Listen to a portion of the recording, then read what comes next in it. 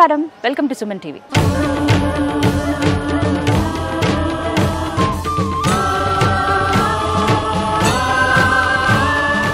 వెయ్యి ఆలయాల దర్శనంతో సమానం ఒక్క సాలగ్రామ దర్శనం. అటువంటిది స్వయంగా ఆ లక్ష్మీ నారసింహ స్వామి వారే తన భక్తుడికి అనుగ్రహించి ఒక సాలగ్రామాన్ని ప్రసాదించారు. అదే కల్పవృక్ష సాలగ్రామం. కోరిన కోరికలు తీరుస్తున్నటువంటి ఈ సాలగ్రామ దర్శనం ఎంతో మందికి పుణ్యప్రదం అండి. ఈ విషయం తెలుసుకుని నేను హైదరాబాద్ నుంచి భద్రాచలం దాకా వచ్చాను. భద్రాచలం రాముల వారి సన్నిధికి ఒక 100 అడుగుల దూరంలోనే ఒక ఆశ్రమంలో ఆ కల్పవృక్ష సాలగ్రామాన్ని పెట్టి పూజిస్తూ ఉన్నారు డాక్టర్ కృష్ణ చైతన్య గారు. ప్రముఖ జ్యోతిష్యులు వారు 9వ తరానికి సంబంధించిన వారు అనమాట. ఎవరైతే భక్తుడికి స్వామివారు అనుగ్రహించి ఇచ్చారో ఆ సాలగ్రామం వారి వంశానికి చెందిన వారైన 9వ తరం. వారు ఇక్కడ ఆశ్రమంలో పెట్టి పూజ చేస్తారని తెలిసింది. ప్రతినిత్యం ఎంతో మంది భక్తులు వస్తూ ఉంటారు. ఆ కల్పవృక్ష సాలగ్రామానికి మొక్కి వారి కోరిన కోరికలన్నీ కూడా తీర్చుకుంటారని తెలిసింది. కేవలం నేను దర్శించుకోవడమే కాదు, మీ అందరికీ కూడా చూపించాలనుకున్నాను. అందుకే ఇక్కడ దాకా వచ్చేసాను. వెళ్ళి మరి ఒకసారి ఆ కల్పవృక్ష సాలగ్రామాన్ని దర్శించుకుని స్వామివారి విశిష్టత ఏంటో తెలుసుకుందామా? రండి.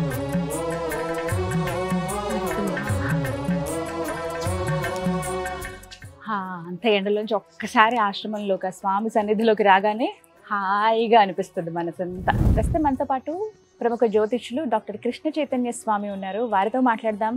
ఈ కల్పవృక్ష నారసింహుని గురించి మరిన్ని వివరాలు తెలుసుకుందాం. గురుగారు నమస్కారం అండి. నమస్కారం అమ్మా. ఎలా ఉన్నారు? బాగున్నాం, మీరు ఎలా ఉన్నారు? చాలా చాలా బాగున్నాను. ముందుగా ధన్యవాదాలు.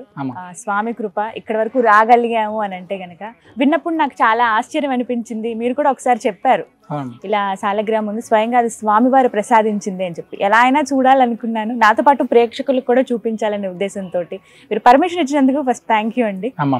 ముందుగా ఆ నరసింహుడికి దండం పెట్టుకుని లక్ష్మీ నారసింహుడు ఇక్కడ కొలువై ఉన్నారు. విశేషాలు వివరిస్తారా? అసలు ఏమిటంటే సాలగ్రామం గురించి మేము విన్నామండి. కల్పవృక్ష సాలగ్రామం అంటే ఏంటి, అసలు ఎలా ఉంటుంది?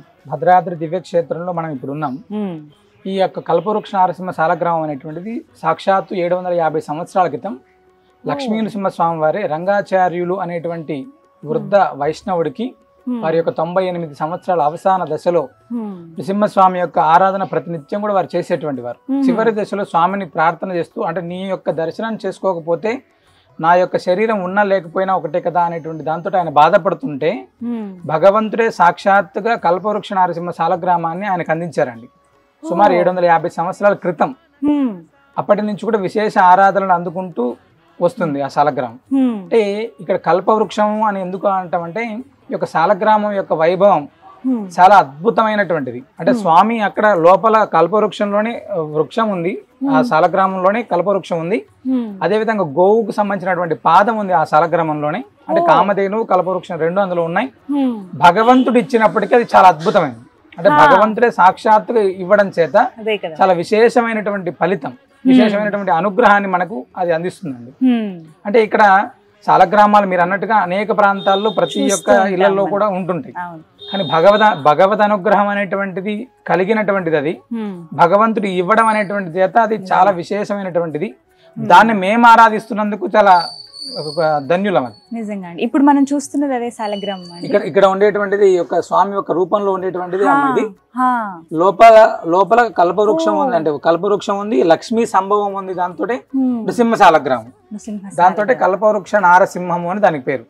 నిజంగా చాలా చాలా అదృష్టవంతులండి. అంటే స్వామి యొక్క వైభవం అనేటువంటిది 750 సంవత్సరాల నుంచి కూడా పరంపరగా అత్యద్భుతంగా జరుగుతుందండి. ఇప్పటిదాకా కూడా 100-200 సంవత్సరాలదే మనం చాలా గొప్పగా చెప్పుకుంటూ ఉంటాం. స్వయంగా ఆ స్వామివారు ప్రసాదించిన 750 సంవత్సరాల చరిత్ర కలిగినటువంటి సాలగ్రామం ఇప్పుడు మన కళ్ళెదురుగా ఉండి నిత్యం పూజిస్తూనే ఉంటాం. చాలా విశేషమైనటువంటి ఆరాధన, రోజు ఇలానే ఆరాధన ఉంటుంది. ప్రతి నిత్యం కూడా తండోపతండాలుగా జనం వస్తుంటారు. ఏదైనా ధర్మబద్ధమైనటువంటి సంకల్పాలు ఉంటే ఇక్కడ చాలా అద్భుతంగా జరుగుతుంటాయి. విన్నానండి, చాలా విషయాలు అదే తెలుసుకుందామని వచ్చాను. ఇక్కడ ప్రత్యేకించి నామం కూడా నన్ను బాగా ఆకర్షించింది.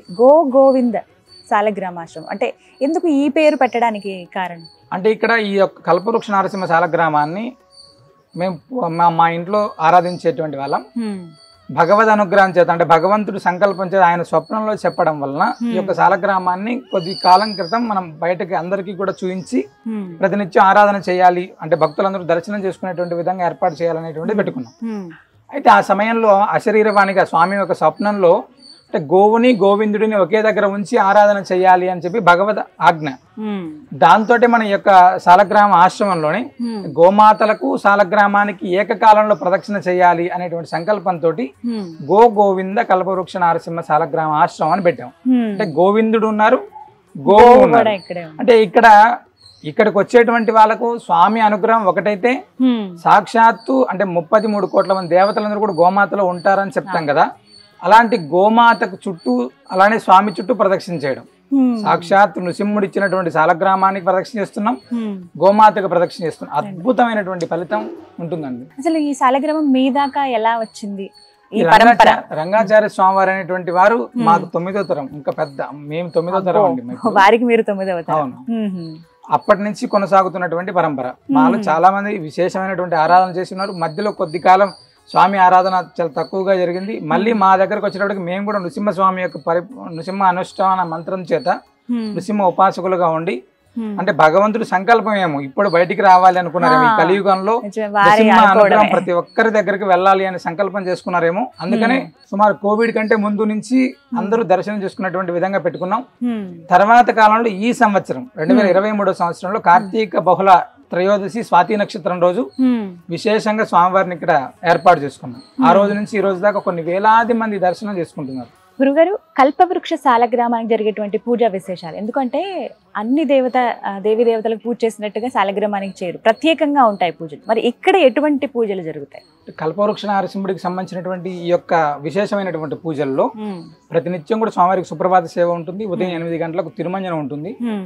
అదేవిధంగా అంటే నిత్యారాధన అనేటువంటిది ఉంటూనే ప్రతి మంగళవారం స్వామివారికి ప్రతి మంగళవారం విశేషమైనటువంటి తిరుమంజనం ఉంటుంది, నవకలశ తిరుమంజనం. ఈ యొక్క సాలగ్రామ తీర్థాన్ని మేము ఆ రోజు సేకరించే వచ్చినటువంటి భక్తులకు ఇవ్వడానికి ప్రత్యేకంగా ఏర్పాటు చేస్తామండి. అదేవిధంగా ప్రతి అమావాస్యకు విశేషమైనటువంటి మహాలక్ష్మి హోమం, సాలగ్రామ మూర్తికి విశేషమైనటువంటి తిరుమంజనం. ఇక్కడ స్వామివారికి జరిగేటువంటి దాంట్లో అభిషేకం స్వామివారి యొక్క నిత్య ఆరాధనలో చాలా విశేషమైనటువంటి ఇదండి. ఈ యొక్క సాలగ్రామ తీర్థానికి ఆ యొక్క శక్తి ఉంటుంది. అందుకే చాలా మంది భక్తులు వస్తూ ఉంటారట కదా, అంటే పోటీ పడతారు తీర్థం తీసుకోవటానికి ఇక్కడ అని విన్నాను. ఈ యొక్క సాలగ్రామ తీర్థం ఎంత విశేషమైంది అంటే ఆది వ్యాధుల యొక్క ప్రభావాన్ని నశింపజేస్తుంది. అదేవిధంగా మన శరీరానికి సంబంధించిందిగా, అంటే మన శరీరం పైన పాపం ఉంటుంది, లోపల పాపం ఉంటుంది, మన ఇంట్లో ఉండేటువంటి దాంట్లో ఇవన్నిటి ప్రభావాన్ని పూర్తిగా నిర్మూలన చేస్తుంది అని చెప్పి సాలగ్రామ తీర్థానికి విశేషం. ఇక్కడ తీర్థం తీసుకొని వెళ్ళినటువంటి వాళ్ళకి చాలా మందికి కూడా రోగాల ప్రభావం కావచ్చు, లేదా ఇంట్లో ఉండేటువంటి దృష్టి దోషాల ప్రభావం కావచ్చు, మన శరీరంలో లోపల ఉండేటువంటి దాని ఇవన్నిటి యొక్క ప్రభావం పూర్తిగా తగ్గుతుంది అని చెప్పి సాలగ్రామ తీర్థానికి అంత విశేషం. కామన్ గానే సాలగ్రామ తీర్థం తీసుకుంటేనే చాలా విశేషంగా మనం స్వామి అనుగ్రహం లభిస్తుంది. అలాంటిది భగవద్ అనుగ్రహం చేత వచ్చినటువంటి ఈ కల్పవృక్ష సాలగ్రామం మనలో మన కుటుంబంలో ఉండేటువంటి ఎంత దారిద్ర్యాన్ని కూడా తొలగిస్తుంది తప్పకుండా. ఇంకా మన జీవితంలో ఒక్కసారైనా తీసుకోవాలి. చాలా మంది వస్తూ ఉంటారని విన్నాను నేను, ఇలా తీర్థం తీసుకున్నారు. పర్టికులర్ గా ఏ రోజు అండి? మంగళవారం చాలా విశేషమైన తిరుమంజనం. అదేవిధంగా ప్రతి అమావాస్యకు చాలా విశేషమైనటువంటి తిరుమంజనం ఉంటుంది. గురుగారు, ఈ కల్పవృక్ష నారసింహుడు ఎన్నో అద్భుతాలు చేశారని విన్నాం. అందులో భాగంగా 23 సంవత్సరాలుగా సంతానం లేని దంపతులకి సంతాన భాగ్యం కలిగింది. వాళ్ళు కూడా ఒక ప్రముఖ వైద్యులు వాళ్ళు అని విన్నాను. ఇది ఎంతవరకు నిజమండి? కల్పవృక్ష నారసింహ సాలగ్రామం యొక్క వైభవం ఎలా ఉంటుందంటే అండి, సంతానానికి సంబంధించిందిగా అయితే ఇక్కడ కోరి వచ్చి ముడుపు కడితే తప్పనిసరిగా సత్సంతాన ప్రాప్తి అనేటువంటిది ఖచ్చితంగా లభిస్తుంది. సాలగ్రామ తీర్థం తీసుకొని అభిషేకంలో పాల్గొన్నటువంటి ఎంతో మందికి, అంటే మీరు చెప్పినటువంటి 23 సంవత్సరాలని హైదరాబాద్ లోని చాలా ప్రముఖమైనటువంటి హాస్పిటల్లో ఒక డాక్టర్, ఆయన చాలా పెద్ద డాక్టర్. వాళ్ళకి 23 అంటే సుమారు 22-23 సంవత్సరాల తర్వాత ఎన్నో వైద్యాలు అన్ని పూర్తి అయిపోయి విఫలమైనప్పుడు స్వామి యొక్క వైభవం తెలుసుకొని వారి సాలగ్రామ తిరుమంజనానికి వచ్చారండి. తిరుమంజనం తీసుకొని ఆ తీర్థాన్ని తీసుకున్న తర్వాత వారికి సంతానం ప్రాప్తి కలిగింది. స్వామివారి నృసింహ స్వామివారికి సంబంధించినటువంటి పేరే అబ్బాయికి పెట్టుకున్నారు. అంటే ఇక్కడికి వచ్చి ఆయన ఒక్కరే కాదండి, ఈ పరిసర ప్రాంతాల నుంచి చాలా మంది వచ్చి సుమారు 6 సంవత్సరాలు 7 సంవత్సరాల సంతానం ఒక డాక్టర్ల దగ్గరికి వెళ్ళి విసిగి వేసారి ఇబ్బంది ఉన్నటువంటి వాళ్ళలో చాలా మంది. అలా అని చెప్పి నేను డాక్టర్లకు సంబంధించినటువంటి దాన్ని, ఈ యొక్క భగవద్ అనుగ్రహం అనేటువంటిది ఏంటంటే స్వామి అనుగ్రహం అనేటువంటిది లభిస్తే మనం డాక్టర్ దగ్గరికి వెళ్ళినా ఎక్కడికి వెళ్ళినా కూడా అది పాజిటివ్ అవుతుంది. అలాంటి వచ్చి చాలా మంది సంతానం అయినటువంటి వాళ్ళు చాలా మంది ఉన్నారండి. స్వామి తీర్థాన్ని తీసుకుని వెళ్ళి వాళ్ళు 3 రోజుల కాలం దాన్ని తీర్థం తీసుకున్న వాళ్ళు చాలా మంది సత్సంతాన ప్రాప్తి కలిగింది. అంత అద్భుతంగా జరుగుతుంది ఇక్కడ.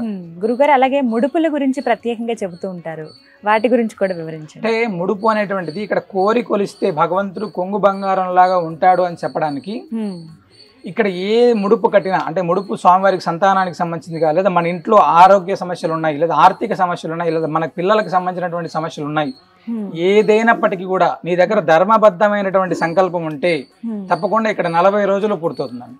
ఇక్కడ 40 రోజులు నువ్వు ముడుపు కట్టి వెళ్ళిన తర్వాత 40 days లో ఖచ్చితంగా ఆ యొక్క సంకల్పం నెరవేరుతుంది. ముడుపు కట్టేటువంటి విధానం కూడా చాలా సింపుల్ గా ఉంటుంది. అంటే ఇక్కడికి వచ్చినటువంటి వాళ్ళకు ఒక కొబ్బరికాయలో జాకెట్ పీసు తగినంత ద్రవ్యం అందులో పెట్టేసి ముడుపు కట్టి స్వామికి, అంటే గోవుకి గోవిందుడికి కల్పవృక్ష నారసింహుడికి గోమాతకు ఏకకాలంలోనే 9 ప్రదక్షిణాలు చేసి విశేషమైనటువంటి స్వామికి అర్చన ఉంటుంది. ఆ అర్చనలో వాళ్ళు పాల్గొని అయిన తర్వాత సాలగ్రామ అభిషేక జలాన్ని వాళ్ళకి ఇస్తారండి. అంటే చాలా సింపుల్, చాలా అద్భుతమైనటువంటి ఫలితం కలుగుతుంది. అంటే ఈ ముడుపు కట్టడానికి విదేశాల నుంచి కూడా వచ్చి ఇక్కడ స్వామివారి దగ్గర ముడుపు కట్టి వెళ్తున్నటువంటి వాళ్ళు చాలా మంది. ఈ ఆంధ్ర తెలంగాణ ప్రాంతంలో అయితే రాత్రిపూట వచ్చి ఇక్కడ నిద్ర చేసి ముడుపు కట్టుకొని మంగళవారం రోజు కట్టుకొని వెళ్ళేటువంటి వాళ్ళు చాలా మంది. వివిధ ప్రాంతాలు, వివిధ దేశాల నుంచి కూడా, అంటే పిల్లలకు ఆటిజం ఇలాంటి చాలా ఇబ్బందులు పడుతున్నటువంటి వాళ్ళు చాలా మంది వచ్చి వాళ్ళ పిల్లలతోటి రాత్రి ఇక్కడ నిద్ర చేసి ఆశ్రమంలోనే పడుకొని పొద్దున్నే అభిషేకంలో పాల్గొని వెళ్తున్నటువంటి వాళ్ళు చాలా మంది. అంటే ముడుపు కట్టితే ఇక్కడ ముడుపు కట్టి వెళ్తున్న వాళ్ళు అనతి కాలంలోనే ఉద్యోగాలకు సంబంధించినటువంటి వాళ్ళైతే విపరీతంగా, అంటే ఉద్యోగం ప్రస్తుత కాలంలో వాస్తవంగా ఉద్యోగాలు చాలా ఇబ్బంది పడుతున్నారు. సాఫ్ట్వేర్ కావచ్చు, బయట కావచ్చు, చదువుతున్నారు కానీ దానికి తగ్గ ఉద్యోగాలు రావట్లేదు. అలాంటి వాళ్ళు చాలా మంది వచ్చి ఇక్కడ స్వామిని దర్శించుకొని ముడుపు కట్టినటువంటి వాళ్ళు ఎంతో మందికి అనతి కాలంలోనే ఉద్యోగాలు వచ్చాయని మాకు ప్రతినిత్యం కూడా కనీసం ఒక 60-70 ఫోన్లు వస్తుంటాయి. మేము అక్కడికి వచ్చామండి, ముడుపు కట్టాం, అయిపోయింది మా కార్యక్రమం, మళ్ళీ వచ్చి స్వామిని దర్శనం. నిజంగా వారు ఇక్కడ ఉన్నారు కొలువయ్యి అని అనడానికి నిదర్శనాలు ఇవన్నీ. అవునండి. అంటే భగవంతుడు నువ్వు ధర్మబద్ధంగా నీ సంకల్పం ఉంటే తప్పకుండా నేను తీరుస్తాను అని చెప్పాడు భగవంతుడు. అలానే తీరుస్తున్నాడు. చెప్పేది ఏంటంటే నువ్వు నమ్మకంగా ఇక్కడికి రావాలి, నమ్మకమైనటువంటి విధానంగా నీ యొక్క ధర్మబద్ధమైనటువంటి సంకల్పం ఉండాలి నీ దగ్గర, ఖచ్చితంగా అవుతుంది. అంటే ఉపయోగం లేనటువంటి సంకల్పాలన్నీ తీసుకొని వచ్చి ఇక్కడ ప్రదక్షిణ చేస్తే అవుతుంది అనేటువంటిది కాదు. నీ కుటుంబానికి ఉపయోగపడుతుంది, సమాజానికి ఉపయోగపడతాయి అంటే తప్పకుండా ఖచ్చితంగా అవుతాయండి. ఎక్కడెక్కడి నుంచి వస్తూ ఉంటారు? ఇప్పటిదాకా అంటే ఉభయ తెలుగు రాష్ట్రాల నుంచి చాలా మంది వస్తున్నారండి. విదేశాల నుంచి వచ్చేటువంటి వాళ్ళు ముందుగానే చెప్పి ఇక్కడికి డిసెంబర్ 10వ తారీఖు ఇక్కడ స్వామివారిని ఇక్కడ ఏర్పాటు చేశాం. ఆ రోజు నుంచి ఇప్పటిదాకా సుమారు ఒక 45-50 వేల మంది దర్శనం చేసుకున్నారండి. అందులో చాలా మంది ముడుపు కట్టిన వాళ్ళు చాలా మంది, వాళ్ళ సంకల్పాలు నెరవేరాయని చెప్పినటువంటి వాళ్ళు చాలా మంది ఆస్ట్రేలియా దేశం నుంచి వచ్చారు, టెక్సాస్ నుంచి వచ్చారు, అమెరికా నుంచి వచ్చారు, చాలా ప్రాంతాల నుంచి, వివిధ ప్రాంతాల నుంచి వచ్చినటువంటి వాళ్ళు వచ్చారు. ఈ తెలంగాణ, ఆంధ్ర అయితే మనకు వివిధ జిల్లాల నుంచి వస్తూనే ఉన్నారు. ముడుపు ఎప్పుడు కట్టచ్చు అంటే ఈ రోజునే ప్రత్యేకం కట్టాలి, మంగళవారమే కట్టాలి, లేకపోతే శనివారం, ఇలా ఏమన్నా నియమం ఉందా? అలా ఏం లేదండి. ఎప్పుడు వచ్చినా కూడా ఉదయం నుంచి రాత్రి దాకా ఎప్పుడు వచ్చినా కూడా ముడుపు కట్టుకోవచ్చు, ప్రదక్షిణ చేసుకోవచ్చు, సాలగ్రామ అభిషేక జలాన్ని వాళ్ళకు ఇస్తారు. అంటే మంగళవారం అమావాస్య అనేటువంటిది విశేషమైనటువంటి రోజులుగా ఇక్కడ ఆరాధన చేస్తారు. ఆనాటికి చాలా మంది స్వామివారికి విశేషంగా ప్రత్యక్షంగా అభిషేకం చూడాలి, మేము అభిషేకం జలం అప్పటి వెంటనే తీసుకోవాలి అనేటువంటి వాళ్ళు సోమవారం రోజు రాత్రి ఇక్కడికి వచ్చి పడుకునే వాళ్ళు చాలా మంది పడుకుంటున్నారు, మంగళవారం అభిషేకంలో పాల్గొంటున్నారు. అమావాస్య రోజు కూడా ఆది వ్యాధుల ప్రభావం, దుష్టగ్రహాల ప్రభావం ఉండేటువంటి వాళ్ళు, లేకపోతే ఇంట్లో అలక్ష్మి ప్రభావాలు ఉండేటువంటి వాళ్ళు, ఇలాంటివి ఎవరైనా ఉంటే వాళ్ళందరూ కూడా ముందు రోజు రాత్రి ఇక్కడికి వచ్చి స్వామివారిని దర్శనం చేసుకుని ఇక్కడ ఉండి మరుసటి రోజు ఉదయం పాల్గొంటున్నారు. కొంతమంది రాజకీయ నాయకులు కూడా వచ్చి వాళ్ళ పదవుల కోసం ఇక్కడ ముడుపులు కట్టి వాళ్ళు గెలిచిన సందర్భాలు కూడా ఉన్నాయట. అందులో మీ శిష్యులు కూడా ఉన్నారని విన్నాం, నిజమేనండి? అంటే తెలంగాణ ఎలక్షన్ సమయంలో ఈ మధ్య కాలంలోనే పూర్తయ్యాయి కదా, అందులో కట్టినటువంటి వాళ్ళు 7 మంది ఎమ్మెల్యేలు ఉన్నారండి. 7 మంది ఎమ్మెల్యేలు ఇక్కడికి వచ్చి వాళ్ళ కుటుంబ సభ్యులు ముడుపు కట్టి స్వామివారికి జరిగేటువంటి హోమ కార్యక్రమంలో, అభిషేక కార్యక్రమంలో పాల్గొని విజయాన్ని పొందినటువంటి వాళ్ళు 7 మంది ఉన్నారు తెలంగాణ ప్రభుత్వం. ఇప్పుడు ఆంధ్రాకి సంబంధించినటువంటి దానిలో ఆశిస్తున్నటువంటి వాళ్ళు చాలా మంది ఇక్కడికి వచ్చారు. ఇక్కడికి వచ్చి వెళ్ళిన తర్వాత టికెట్లు వచ్చినటువంటి వాళ్ళు ఉన్నారు. అంటే వాళ్ళు కూడా భగవద్ అనుగ్రహం చేత రేపు పొద్దున మళ్ళీ ఇంకొకసారి వచ్చి స్వామివారి దర్శనం చేసుకుని వెళ్ళేటువంటి చాలా మంది వస్తూనే ఉన్నారు. తెలంగాణ రాష్ట్ర ఎంపీలు అంటే ఇప్పుడు మళ్ళీ ఎంపీ ఎలక్షన్స్ ఉన్నాయి, సార్వత్రిక ఎన్నికలు, ఆంధ్రప్రదేశ్ లో ఎన్నికలు ఉన్నాయి, వీళ్ళందరూ కూడా క్యూ కడుతున్నారు. చాలా మంది అభ్యర్థి ఆల్రెడీ వచ్చేళ్ళారమ్మ, ఎంపీ అభ్యర్థి కూడా ఎవరో తెలుసుకోవచ్చండి. టికెట్ ఇచ్చినటువంటి వాళ్ళు కూడా వచ్చారమ్మా. అవునా? కాంగ్రెస్ పార్టీకి సంబంధించి వాళ్ళు రావటం, ఇక్కడ ముడుపు కట్టడం కూడా జరిగింది. అంటే విజయం కూడా రేపొద్దున స్వామి అనుగ్రహం చేత వస్తుంది. అంటే ఇది ఒక మాటలో ఉండిపోయింది. నాకు ఫస్ట్ విన్నప్పుడు అనిపించింది, ఓహో అంటే వస్తూ ఉంటారా ఇలా కూడా రాజకీయ నాయకులు అంటే రాజకీయ నాయకులు అయినప్పటికీ కూడా వాళ్ళకు కూడా భగవంతుడి అనుగ్రహం అనేటువంటిది ఖచ్చితంగా, అంటే ప్రజలు అనేటువంటి వాళ్ళు ఓట్లు వేయడం ఎంత ముఖ్యమో భగవద్ అనుగ్రహం అనేటువంటిది కూడా అంతే ముఖ్యం అండి. ఇక్కడ వచ్చేటువంటి వాళ్ళలో వాళ్ళ ధర్మబద్ధమైనటువంటి సంకల్పం వాళ్ళ దగ్గర ఉంటే తప్పకుండా స్వామి నెరవేరుస్తాడు. అదే.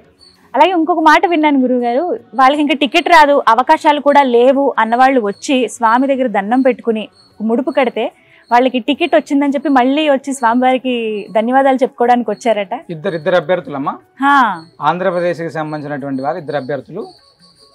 అంటే టికెట్ వాళ్ళకి చాలా కష్టం, అంటే ఇంక వాళ్ళకి ఇబ్బంది ఉంటుంది, అంటే వాళ్ళకు ఉన్నటువంటి సమీకరణాల్లో వీళ్ళకి రాకపోతుంది అనేటువంటి సమయంలోనే స్వామివారిని దర్శనం చేసుకున్నారు. ఒక రోజు ప్రాతకాలంలోనే, మంగళవారం రోజు. తర్వాత కొద్ది రోజులకే వాళ్ళకి టికెట్ తిరిగి అనౌన్స్ చేశారు. వాళ్ళు తిరిగి వచ్చి స్వామివారిని దర్శనం కూడా చేసుకున్నారండి. నిజంగా అంటే ధర్మబద్ధంగా ఉంటే ఖచ్చితంగా ఆయన ముందుకు వస్తారు భక్తుల కోసం అన్నట్టుగా. అంటే ఇక్కడ ఏదైనప్పటికీ కూడా అంటే కల్పవృక్ష నారసింహుడి యొక్క పరిపూర్ణ అనుగ్రహం ఏంటంటే, నువ్వు ఆర్తితోటి ఇక్కడికి రా, తప్పక నా యొక్క అనుగ్రహాన్ని నీకు కలిగిస్తాను. అంటే భగవద్ అనుగ్రహం అనేటి నృసింహస్వామి ఎలా ఉంటాడంటే కోరి కొలిస్తే మనతో పాటే ఉంటాడు. అలాగే కల్పవృక్షం అనేటువంటిది అప్పటికి ఏమవుతుందంటే, నువ్వు ఏదైనప్పటికీ ఆర్తితో స్వామి నన్ను రక్షించు అంటే తప్పకుండా ఆయన అనుగ్రహిస్తాడు. గురుగారు ఇందాక మీరు మాటల్లో అన్నారు, ఆశ్రమంలోనే వారు ఉండొచ్చు, ఒక రాత్రి నిద్ర కూడా చేయొచ్చు, ఆ తర్వాత స్వామివారి అభిషేకం చూసుకుని వెళ్ళే అవకాశం ఉంటుంది, ఆ సౌకర్యం కూడా ఉంటుందన్నారు. అంటే వాళ్ళకు ఉన్నటువంటి సౌకర్యాలు ఏమిటి? ఎక్కడి నుంచో వస్తూ ఉంటారు, ఇక్కడే వాళ్ళు పడుకోవాలన్నా, వాళ్ళ పిల్లలతో వచ్చినప్పుడు కానీ, వాళ్ళ కుటుంబాలతో వచ్చినప్పుడు కానీ, అంటే ఇక్కడ ఈ స్థలం అనేది సరిపోతుందా? ఇలా వారికి ఇంకేమన్నా ఏర్పాట్లు ఉన్నాయా? అంటే ఇక్కడ సుదూర ప్రాంతాల నుంచి వచ్చేటువంటి చాలా మంది, అంటే ఏదైనా ఇబ్బంది ఉండి స్వామివారి సన్నిధిలోనే నిద్ర చేయాలి అనుకునేటువంటి వాళ్ళు సుమారు ఒక 400-500 మంది ఇక్కడ నిద్రపోవడానికి ఇబ్బంది ఏమి ఉండదండి. తర్వాత ఇంకా ఏదైనా రూములు ప్రత్యేకంగా రూమ్స్ కావాలనుకుంటే చుట్టుపక్కల మొత్తం రూమ్సే ఉన్నాయి. ఎక్కడ చూసినా కూడా కన్వీనియంట్ గా ఇక్కడ ఉండి సత్రాలు ఉన్నాయి, ప్రత్యేకంగా రూమ్స్ అన్ని కూడా, కాటేజెస్ అన్ని ఉన్నాయి. వచ్చినటువంటి వాళ్ళకైతే ఎక్కడ ఎటువంటి అసౌకర్యం అనేటువంటిది అయితే ఖచ్చితంగా ఉండదు. అంటే వాళ్ళకు నిత్య అన్నప్రసాదం కూడా మన దగ్గరే ఉంటుంది. ఇక్కడ పూర్తిగా వచ్చినటువంటి ప్రతి ఒక్కరికి భక్తులకు కూడా అన్నప్రసాదం తీసుకోవడానికి కూడా అవకాశం ఉంటదమ్మా. అంటే స్వామివారి సన్నిధిలో పడుకోవడానికి అయితే ఏ ఇబ్బంది లేదు, సౌకర్యాలు అయితే అంత చక్కగా ఉన్నాయన్న. ఖచ్చితంగా ఉన్నాయి. ఒక్క మాట అడగాలనుకుంటున్నానండి, మనం ఒక రోజు భోజనం పెట్టడము, 2 రోజులు, మహా అయితే 1 నెల, సంవత్సరం వరకు పోనీ ఓకే అండి, కానీ మీరు అప్రతిహతంగా అలా కంటిన్యూ చేస్తూ ఉన్నారు నిత్య అన్నదానం అని. అంటే రోజు అంతమందికి భోజనం ఏర్పాటు చేయడం అనేది కత్తి మీద సామే, కానీ మీరు అది ఎలా నిర్వహిస్తున్నారు ఈ కార్యాన్ని? అంటే మీకు మా దగ్గర ఉండేటువంటి వాడే కల్పవృక్షం, అంటే ఏది అడిగితే అది ఇచ్చేటువంటి ఉంటారా? ఇందులో మేము ఏది కూడా మాకు సొంతంగా కావాలనేటువంటి ఇందులో ఏమీ లేదు. అంటే కల్పవృక్ష నారసింహుడి యొక్క అనుగ్రహం ఏంటంటే, ప్రారంభం చేసే సమయంలో మా దగ్గర ఏ డబ్బు లేదు, ఈ రోజు కూడా లక్షలాది రూపాయలు మా దగ్గర ఏ అకౌంట్ లేదు. ఎక్కడి నుంచో ఎవరో దాతలు బియ్యం ఇస్తున్నారు, కందిపప్పు ఇస్తున్నారు, కూరగాయలు ఇస్తున్నారు. వచ్చేటువంటి భక్తులు కూడా అంటే వాలంటరీగా వాళ్ళ సేవలు చేస్తున్నారు. వచ్చినటువంటి ప్రతి ఒక్కరు కూడా ఇక్కడ మామూలు నిత్యం అంటే పులిహోర, దద్దోజనం లాంటి ఇలాంటి ప్రసాదాలు ఉదయం అంతా దొరుకుతూనే ఉంటాయి, సాయంత్రం కూడా ఉంటాయి. అదేవిధంగా మధ్యాహ్నం ఉండేటువంటి సమయంలో అన్నప్రసాదం తీసుకునేటువంటి వాళ్ళు అన్నప్రసాదం తీసుకుంటారు. ఇక్కడ మా దగ్గర లక్షలాది రూపాయల డబ్బులు లేనప్పటికీ కూడా ఉండేటువంటి భక్తులు సహకారం చేత ఇప్పటిదాకా కొన్ని లక్షల మందికి అన్నప్రసాదాన్ని అందిస్తూనే ఉన్నాం, జరుగుతూనే ఉంది ప్రతినిత్యం కూడా. ప్రతినిత్యం ఎంత మందికి అన్నదానం చేస్తారండి? అంటే నార్మల్ డేస్ లో సుమారు 500 నుంచి 1000 మంది ఉంటారమ్మా. శని ఆదివారాలు ఎక్కువ ఉంటారు ఒక్కొక్కసారి. మంగళవారం అమావాస్య రోజు అయితే సుమారు 5-6 వేల మంది అన్నప్రసాదం తీసుకుంటారు. అంతమంది అంటే మీకు ఎంత ఖర్చు అవుతుందండి? లక్షలాది రూపాయలు ఖర్చు అవుతుంది. అవునా? అంటే ఇక్కడ డబ్బుతో కాకుండా ఇప్పుడు మీరు వచ్చారు, మీరు ఇక్కడ ముడుపు కట్టారు, స్వామివారి ప్రదక్షిణ చేశారు, వెళ్ళారు, మంచి జరిగింది. ఇక్కడ అన్నప్రసాదం తీసుకున్నారు మీరు, మీరే మాకు ఫోన్ చేసి స్వామి మీకు కొన్ని బియ్యం పంపిస్తున్నాము లేదా కూరగాయలు పంపిస్తున్నాము, ఇలా పంపించేటువంటి వాళ్ళ యొక్క ప్రభావం చాలా ఎక్కువగా ఉంటుంది. వాళ్ళ ద్వారా ఇంకొంతమందికి అన్నదానం చేయడానికి మాకు అవకాశం ఉంటుంది. ఈ విధంగా చాలా మందికి అలానే జరుగుతుందమ్మా. అంటే ఇక్కడ వచ్చి ప్రత్యక్షంగా డబ్బే ఇవ్వాలి లేదు, అంటే చాలా మంది వస్తు రూపంలో చాలా మంది పంపిస్తున్నారు. ఆ విధంగానే కొనసాగుతుంది ఇప్పటిదాకా.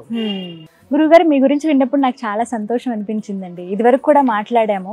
అంటే సాధారణంగా ఇప్పుడున్న పరిస్థితులు ఎలా ఉన్నాయంటే, ఇంట్లో అమ్మా నాన్నకి లేకపోతే ఇంట్లో ఉన్న పెద్దవాళ్ళకే వాళ్ళ పనిలో వాళ్ళు పడిపోయి ఒక ముద్ద అన్నం పెట్టడానికి ఆలోచిస్తున్న రోజులు ఇవి. వాళ్ళ దగ్గర ఉంచుకోవడానికి కూడా కాస్త ఆలోచిస్తున్న రోజులు. ఇలాంటిది మీరు ఎవరో తెలియని వ్యక్తులు, అందరూ ఉండి కూడా అనాథలుగా బతుకుతున్న వాళ్ళ కోసం 23 కిలోమీటర్లు వెళ్ళి మరి వాళ్ళకి అక్కడ రోజు అన్నం పెట్టి రావటం అనేది, అంటే దేనికండి ఇవన్నీ ఎందుకు చేస్తున్నారు ఇలా? అంటే ఇక్కడ ఇక్కడ నుంచి 23 కిలోమీటర్లు గంగోల్ అనేటువంటి ఊరం అది. గంగోలు. అక్కడ రోడ్డు మీదే ఉంటారు వాళ్ళు. వాళ్ళ కుటుంబ సభ్యులందరూ కూడా వదిలేశారు. వాళ్ళు వికలాంగులు కూడా. వాళ్ళకి రోజు ఆహారం అనేటువంటిది అక్కడ ఏదైనా ఒక ఆలయం దగ్గర ఏదైనా అడుక్కోవడం ఇలా చేస్తూ వాళ్ళు జీవనం గడిపేవాళ్ళు. ఆ పరిస్థితి కూడా లేనప్పుడు మనకు తెలిస్తే ఒక 2 రోజులు అందించాం. 2 రోజులు అందించిన తర్వాత కరోనా విపత్కర పరిస్థితి తర్వాత కాలంలో మనం భోజనం ఎప్పుడైనా ఇస్తామా అని వాళ్ళు ఎదురు చూసేటువంటి పరిస్థితి ఉండేది. అది తెలుసుకొని ప్రతినిత్యం కూడా మధ్యాహ్నం నిత్యాన్న ప్రసాదంలో ఉండేటువంటి ఆహారాన్ని ప్రతినిత్యం కూడా అక్కడికి పంపించి ఏర్పాటు చేస్తున్నాం. అంటే ఉదయానికి రాత్రికి సరిపోడా భోజనాన్ని వాడికి పంపించి ఏర్పాటు చేస్తున్నాం. ఎంతమంది ఉంటారండి అక్కడ? 4 కుటుంబం. 4 వాళ్ళకి అంటే వాళ్ళకు కాలు చేతులు సరిగ్గా లేవు. లేకపోతే మనమే వాళ్ళకి పని జీవన ఉపాధి కల్పించేటువంటి వ్యవస్థ అన్ని కూడా ఏర్పాటు చేసేవాళ్ళం. ప్రస్తుతం అంటే 1 సంవత్సర కాలం నుంచి అలా జరుగుతుంది. ఈ మధ్య కాలం నుండి 10-15 రోజుల క్రితం వాళ్ళని ఒక అనాథాశ్రమానికి కూడా వాళ్ళని పంపించి ఏర్పాటు చేశాం. వాళ్ళకి ప్రతినిత్యం ఏర్పాటు చేశాం. నిజంగా చాలా గ్రేట్ అండి ఆ విషయంలో. మీరైతే ఓవైపు నరసింహుడి సేవ చేసుకుంటూ ఉన్నారు, వారి పూజా కార్యక్రమాలు ఉంటాయి. అలాగే ప్రతినిత్యం మీరు గ్రామాల పర్యటన చేస్తారని విన్నాను. దేనికండి, ఎందుకని? అంటే సనాతన ధర్మ ప్రచారం అనేటువంటిది అవసరం పూర్తిగా. ప్రస్తుత కాలంలో అన్య మతాల ప్రభావం చేత చాలా మత మార్పిడి ఇలాంటివి జరుగుతున్నటువంటి ఈ మన్యం ప్రాంతం, ఇదంతా కూడా పూర్తిగా ట్రైబల్ గిరిజన ప్రాంతం. ఈ మన్యం ప్రాంతంలో ఉండేటువంటి గిరిజన గ్రామాలని సందర్శించి వారికి మన ధర్మం గురించి కాస్తో గిస్తూ అవగాహన అనేటువంటిది నేర్పడం, మత మార్పిడి ప్రభావాన్ని పూర్తిగా కొంచెం మనవంతు ప్రయత్నం అమ్మ. అలానే మన్య ప్రాంతంలోనే వాళ్ళకు ఆధ్యాత్మికంగా ఏదైతే ఉంటుందో పూజా విధానాలు నేర్పించడం, వాళ్ళని పూర్తిగా స్వధర్మంలోకి తీసుకొని వచ్చేటువంటి ప్రయత్నంలో తిరుగుతూనే ఉన్నాం. సుమారు కొన్ని వందల గ్రామాల్లో తిరిగాము. చాలా కొన్ని వేలాది మంది కుటుంబాలను వెనక్కి తీసుకొని వచ్చాము. అంటే మీకు ఎదురైన అనుభవాలు చెప్పండి ఈ ప్రయాణంలో. అంటే ఇందులో మంచి ఉంటుంది, ఇబ్బందులు ఉంటాయి. చాలా ఇబ్బందులు అనేటువంటిది ఎలా ఉంటుందంటే మా ఆర్థికంగా ఇక్కడ పూర్తిగా అంటే ఇక్కడ ఏమవుతుందంటే మత మార్పిడి ప్రభావం అనేటువంటిది పూర్తిగా ఆర్థికం అంటే డబ్బుతోటే ముడిపడి ఉంది. ఆ డబ్బు ఆశపడే వెళ్ళే వాళ్ళు కొంతమంది అయితే వాళ్ళ యొక్క మాటలకు వెళ్ళే వాళ్ళు కొంతమంది. ఆ సమయంలో అంటే మతం మారినటువంటి వ్యక్తిని తిరిగి వెనక్కి తీసుకురావడం అంటే అశ్వమేధ యాగం చేసినట్టేనండి. అంటే వాడికి లోపల పూర్తిగా బ్రెయిన్ వాష్ అయిపోయి ఉంటది. మళ్ళీ మనం వాష్ చేయాలంటే అది చాలా కష్టమైన పని. ఒక గ్రామాన్ని మేము 3 సంవత్సరాలు తిరిగాం. ఒక గ్రామాల్లో 70 కుటుంబాలను వెనక్కి తీసుకురావడానికి 3 సంవత్సరాల కాలం తిరిగితే 70 మందిని తీసుకురావడానికి అవకాశం వచ్చింది. అంటే ఎంత కష్టమైనటువంటి పని అంటే అక్కడ తిరిగి ఒక నృసింహస్వామి వారి ఆలయాన్ని నిర్మాణం చేసి వాళ్ళే పూజ చేసుకునేటువంటి విధంగా ఏర్పాటు చేశాం. అలాగా గిరిజన గ్రామాల్లో ఇలా ఈ పర్యటనలో చేసేటప్పుడు అనేక కొండరెడ్ల ప్రాంతాలు అంటే నడవడానికి కూడా కష్టమైనటువంటి ప్రాంతాలను కూడా మేము తిరిగాం. చాలా మంది మాకు ఫోన్లు చేసి బెదిరించినటువంటి వాళ్ళు చాలా మంది ఉన్నారు. మీకు ఇక్కడ వస్తే ఇదే అడవుల్లో వెళ్ళిపోతారు మీరు అని చెప్పినటువంటి వాళ్ళు చాలా మంది ఉన్నారు. ఇలాగ చాలా చూసాం. అంటే అలా ఉన్నప్పటికీ కూడా ధర్మ ప్రచారం అనేటువంటిది ఎక్కడ కూడా ఆగకుండా నృసింహ సేవా వాహిని అనేటువంటిది పూర్తిగా ధర్మ ప్రచారం ఎక్కడ ఆగకుండా ఇప్పటికీ కూడా మనం గిరిజన ప్రాంతాలు కావచ్చు, ఉభయ తెలుగు రాష్ట్రాల్లో అనేక ప్రాంతాల్లో తిరుగుతూ మన నృసింహ సేవ కార్యకర్తలు కూడా చాలా ప్రాంతాల్లో అద్భుతమైనటువంటి సేవ చేస్తున్నారు ఈ విషయంలో. గురుగారు ఒక్క మాట అడుగుతాను, మీరు కొన్నిసార్లు భిక్షాటన చేస్తారని విన్నాను. అంటే అంత అవసరం ఏంటండి, దేని గురించి? అంటే భిక్షాటన అనేటువంటిది కొన్ని సార్లు కాదమ్మా, కేవలం నృసింహ దీక్ష 40 రోజులు దీక్ష చేసేటువంటి సమయంలోనే అందరూ సమానమే. అంటే గిరిజన ప్రాంతంలో ఉండేటువంటి వాళ్ళు ఇప్పుడు మనం చాలా మంది దగ్గరికి రానియరు, దూరం ఇలాంటివి ఉంటాయి కదా, అలా కాదు. అసలు భగవద్ రామానుజాచార్య స్వామి వారు చెప్పినటువంటి విధంగా అందరూ సమానమే, మనందరం కూడా ఆ సమానత్వాన్ని అనేటువంటిది నిరూపించాలి అనేటువంటి సంకల్పంతో నృసింహ దీక్ష నేను తీసుకున్న నుంచి చాలా మంది నాతో పాటు తీసుకున్నటువంటి దీక్షాపరులందరూ కూడా మేము ఏదైతే ధర్మ ప్రచారం చేసేటువంటి ప్రాంతాల్లో ప్రతి ఇంటికి వెళ్ళి ఒక దోసెడు బియ్యాన్ని తీసుకొని ఆ యొక్క దీక్ష కాలంలో సేకరించినటువంటి ఆ బియ్యం ఏదైతే ఉంటాయో తిరిగి నృసింహ యాగం చేస్తామండి. ప్రతి సంవత్సరం కూడా 3 రోజుల కాలం పాటు 1,00,000 నృసింహ మహామంత్రంతో ఆ సమయంలో మేము ఎవరైతే ఏ గ్రామాల్లో అయితే భిక్షాటన చేశామో వాళ్ళందరినీ పిలిచి మళ్ళీ ఆహారం భోజనాలని అందరికీ కలిపి వడ్డించేటువంటి ప్రయత్నం చేస్తాము. అంటే ప్రతి ఒక్కరము కూడా అందరం రామానుజ తత్వంలో ప్రతి ఒక్కరము సమానమే, అందరికీ కూడా భగవద్ అనుగ్రహం అనేటువంటిది అందరికీ ఒకటే ఉంటుంది అని చాటి చెప్పడం కోసమే ఈ యొక్క భిక్షాటన కార్యక్రమం. అంటే మనలో ఉండేటువంటి అహంకారం అనేటువంటిది ఒక దగ్గర చేయి చేస్తే పోతుంది అని చెప్పి మేము నమ్ముతాం. ఆ విధంగానే ఈ యొక్క భిక్షాటన కార్యక్రమాన్ని చేస్తున్నామండి. గత 7 సంవత్సరాల నుంచి కూడా అద్భుతంగా చేస్తున్నాం. ఎంతమంది పాల్గొంటారండి ఇందులో? సుమారు 100-150 మంది పాల్గొంటారండి. అలా ఎన్ని ఇళ్లకు వెళ్తారు? ఎంత గిరిజన గ్రామాలు సుమారు అంటే ప్రతిరోజు ఒక గ్రామం, 40 రోజుల్లో కనీసం 40 ఊర్లు మేము చేస్తామండి. ఆ దీక్ష ఉన్నన్ని రోజులు వెళ్తారు. తర్వాత వారికి మళ్ళీ ఆహారంగా వాళ్ళందరినీ కూడా పిలిచి ఆ 3 రోజుల కాలం పాటు ప్రతినిత్యం కూడా వేలాది మందికి ఆహారాన్ని అందిస్తాం.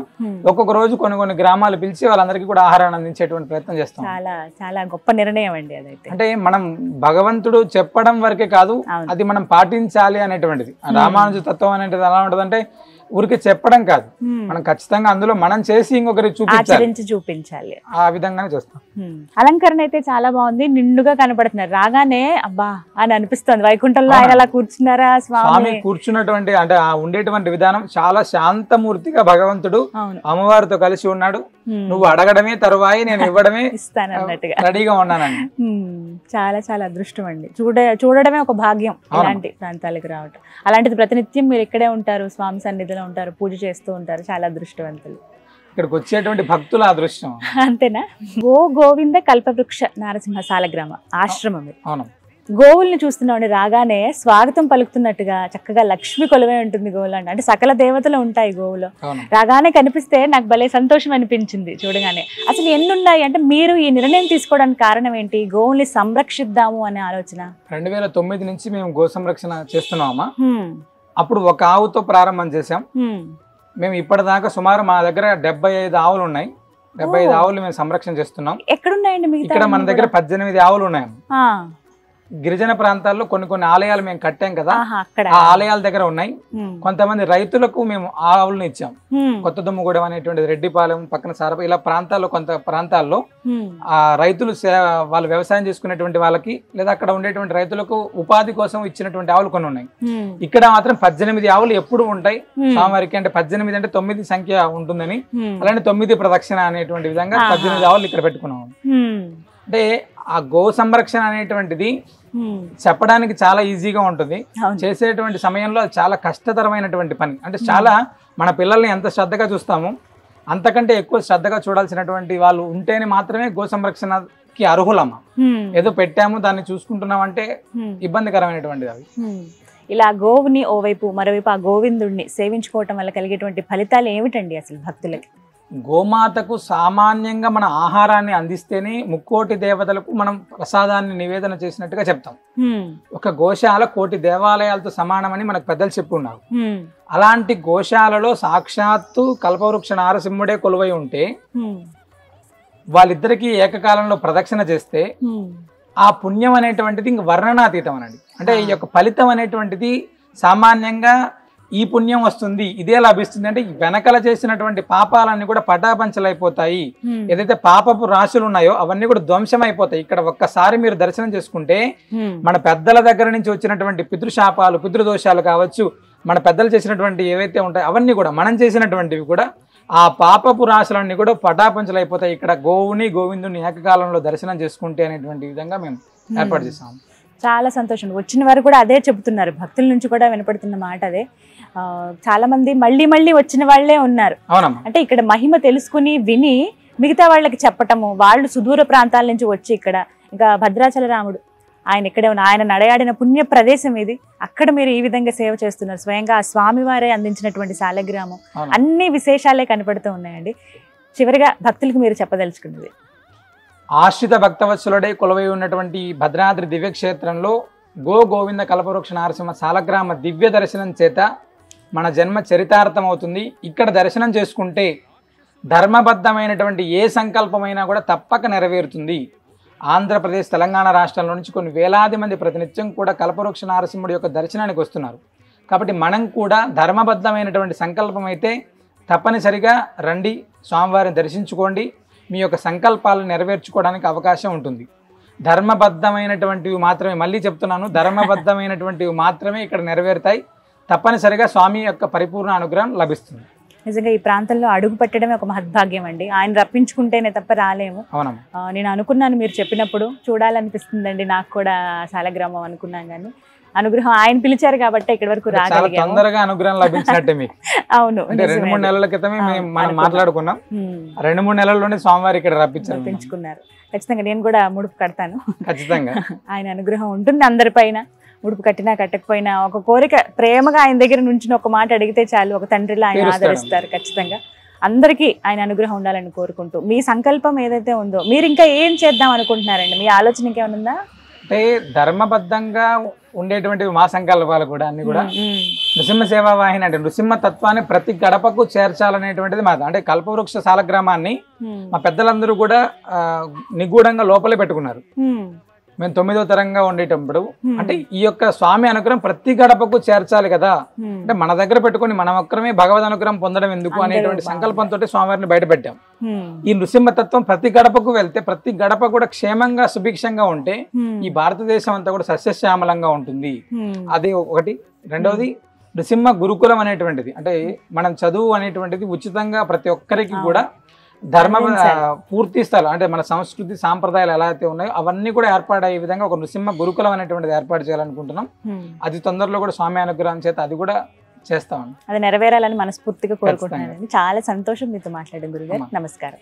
అన్నారు కదా ఎంత మహద్భాగ్యమో ఈ ప్రాంతంలోకి అడుగుపెట్టడండి. భద్రాచలంలో రాముల వారి సన్నిధి పక్కనే మనం చూస్తాం గోవింద కల్పవృక్ష సాలగ్రామ నరసింహుని ఆశ్రమం ఇది. ఇక్కడికి రండి, స్వామివారు ఎంత చక్కగా నిండుగా కనిపిస్తున్నారు. వారి దర్శనం చేసుకుంటేనే చాలు మనకి ఎన్నో జన్మల పుణ్య ఫలంగా భావిస్తారు. అలాంటిది స్వామివారు అనుగ్రహించిన సాలగ్రామమే కల్పవృక్ష సాలగ్రామాన్ని ఇక్కడ మనం చూస్తాము.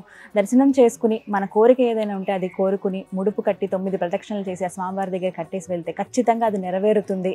స్వామి ఎప్పుడు మనతో పాటే ఉంటారు అనడానికి ఎన్నో నిదర్శనాలు కూడా ఉన్నాయి. మీరు కూడా రావాలనుకుంటే మీకు అడ్రస్ నేను క్లియర్గా ఇస్తాను. అలాగే గురువుగారికి సంబంధించిన నెంబర్ కూడా నేను డిస్ప్లే చేస్తాను.